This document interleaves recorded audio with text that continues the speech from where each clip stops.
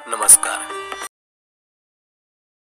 12 ज्योतिर्लिंगों में से चौथे ज्योतिर्लिंग ओमकारेश्वर के बारे में। ओमकारेश्वर ज्योतिर्लिंग चौथा ज्योतिर्लिंग है। इसके साथ ही अमलेश्वर ज्योतिर्लिंग भी है। इन दोनों शिवलिंगों की गणना एक ही ज्योतिर्लिंग में की गई है।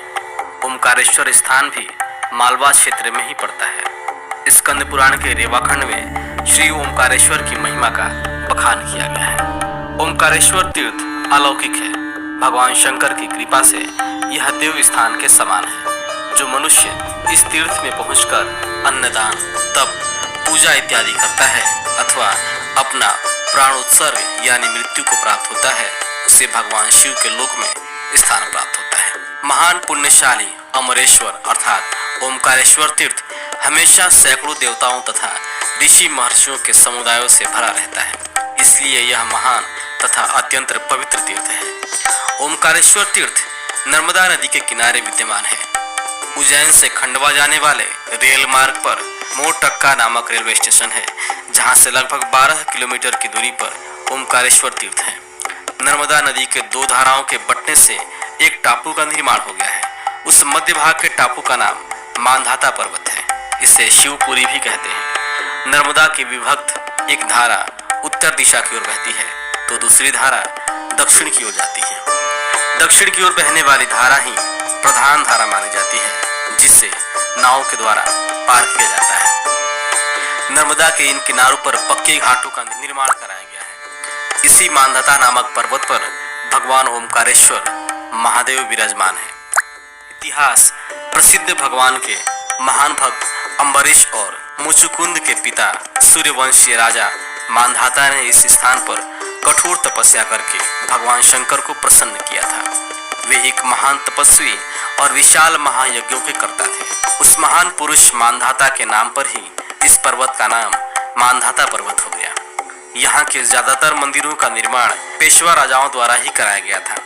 ऐसा बताया जाता है कि भगवान ओमकारेश्वर का मंदिर भी उन्हीं पेशवाओं द्वारा ही बनवाया गया है। इस मंदिर में 2 कमरों के बीच से होकर जाना पड़ता है। चूंकि भीतर अंधेरा रहता है, इसलिए वहाँ हमेशा दीपक जलाया जाता है। इस ओमकार तीर्थ के ज्योतिर्लिंग को शिव महापुराण में परमेश्वर लिंग कहा गया है। यह परमेश्वर लिंग इस तीर्थ में कैसे प्रकट हुआ अथवा इसकी स्थापना कैसे हुई, इस संबंध में शिव पुराण की कथा इस प्रकार है। भगवान शिव के अनेक नाम हैं। एक बार नारद ऋषि परम श्रद्धा और भक्ति के साथ गोकर्ण नामक शिव के पास गए और बड़ी लगन के साथ उनकी सेवा करने लगे।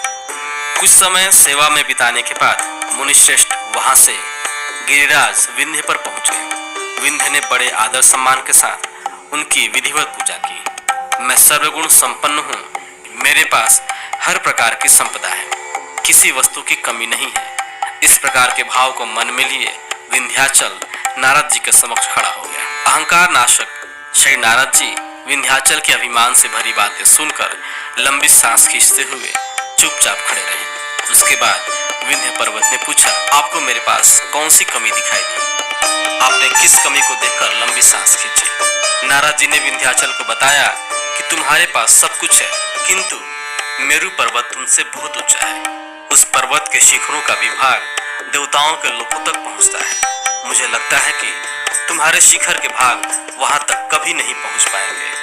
इस प्रकार कहकर ऋषि नारद जी के चले जाने पर विंध्याचल को बहुत पछतावा हुआ। वह दुखी होकर मन ही मन शोक करने लगा। उसने निश्चय किया कि अब वह विश्वनाथ भगवान सदाशिव की आराधना और तपस्या करेगा। इस प्रकार विचार करने के बाद वह भगवान शंकर जी की सेवा में चला गया, जहाँ पर साक्षात ओमकार विद्यमान है।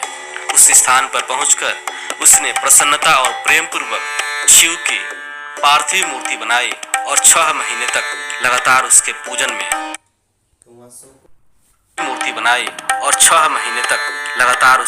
में तन में रहा। वह शंभू की आराधना पूजा के बाद निरंतर उनके ध्यान में तल्लीन हो गया और अपने स्थान से इधर उधर नहीं हुआ। उसकी कठोर तपस्या को देखकर पार्वतीपति भगवान शिव उस पर प्रसन्न हो गए। उन्होंने विंध्याचल को अपना दिव्य स्वरूप प्रकट कर दिखाया, जिसका दर्शन बड़े बड़े योगियों के लिए भी अत्यंत दुर्लभ होता है। सदाशिव भगवान प्रसन्नता पूर्वक विंध्याचल, मैं तुम पर बहुत प्रसन्न हूँ। मैं अपने भक्तों को उनका अभीष्ट वर प्रदान करता हूँ, इसलिए तुम वर मांगो। विंध्य ने कहा, देवेश्वर महेश, यदि आप मुझ पर प्रसन्न हैं तो हे भक्त वत्सल, हमारे कार्य की सिद्धि करने वाली वह अभिष्ट बुद्धि हमें प्रदान करें। विंध्य पर्वत की याचना को पूरा करते हुए भगवान शिव ने उससे कहा, पर्वतराज, मैं तुम्हें वह उत्तम वर प्रदान करता हूँ। तुम जिस प्रकार का काम करना चाहो वैसा कर सकते हो। मेरा आशीर्वाद तुम्हारे साथ है। जब भगवान शिव ने विंध्य को उत्तम वर दे दिया, उसी समय देवगण तथा शुद्ध बुद्धि और निर्मल चित्त वाले कुछ ऋषिगण भी वहां आ गए। उन्होंने भी भगवान शंकर जी की विधिवत पूजा की और उनकी स्तुति करने के बाद उनसे कहा, प्रभु, आप हमेशा के लिए यहाँ स्थित होकर निवास करें। देवताओं की बात से महेश्वर भगवान शिव को बड़ी प्रसन्नता हुई। लोगों को सुख पहुंचाने वाले परमेश्वर शिव ने उन ऋषियों तथा देवताओं की बात प्रसन्नता पूर्वक स्वीकार कर लिया। वहां स्थित एक ही ओमकार लिंग दो स्वरूपों में विभक्त हो गया। प्रणव के अंतर्गत जो सदाशिव विद्यमान हुए उन्हें ओमकार नाम से जाना जाता है। इसी प्रकार पार्थिव मूर्ति में जो ज्योति प्रतिष्ठित हुई वह परमेश्वर लिंग के नाम से विख्यात हुई। परमेश्वर लिंग को ही अमलेश्वर भी कहा जाता है। इस प्रकार भक्तजनों को अभिष्ट फल प्रदान करने वाले ओमकारेश्वर और परमेश्वर नाम